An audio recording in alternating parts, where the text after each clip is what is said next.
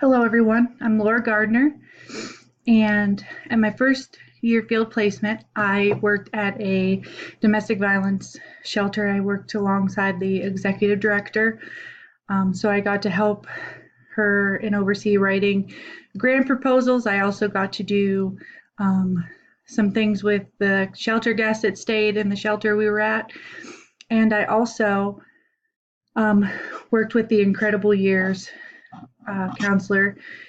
She did work with families and kind of helped with parenting and teaching parenting skills.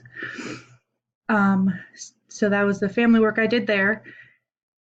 And I am currently a multi-systemic therapist for a mental health agency that is in my community.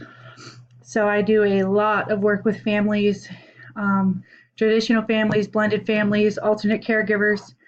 Um, it was a big change for me because I had in the past done case management and did drug and alcohol counseling at a juvenile detention center. So many of the parents were not involved in the child's treatment. But I love working with families and the families that I work with. I have a couple that are living with either aunts or uncles or grandma or grandpa. So it's not always just a regular family setting, as you would say. Um, I was raised with my mom and dad who were together till my dad passed away in 2010. I had an older brother and sister, so I kind of got the role of being the youngest. And later on, they were 10 and 8 years older than me, so I spent some time as an only child per se when they went away to college and eventually moved out. So I kind of got the baby role, mom and dad's favorite, because I wasn't, but they would say that because I was the only one in the house, so everything was focused around me. Um, I am very close to my brother and sister now. I wasn't as much when I was little just because of the age gap.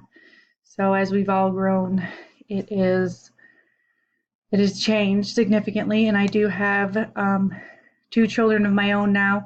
So I live with my husband, my two kids, and our 5 dogs. So we kind of live in a what you would want to say normal, which there isn't really a normal for families. But one thing that I would like to have answered throughout this course is more information on working with alternate caregivers.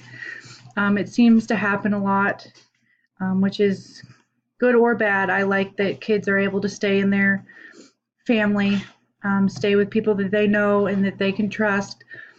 Just some different ideas of how to intervene with different caregivers, because I know for working with the families that I have now, they struggle with, well, I'm supposed to be grandma, but I'm also mom parenting, so they're kind of having their roles stretched and in two different ways. And I've seen a lot of guilt from other family members that are caregiving. So definitely learning how to work better with alternate caregivers in the family setting would be very beneficial.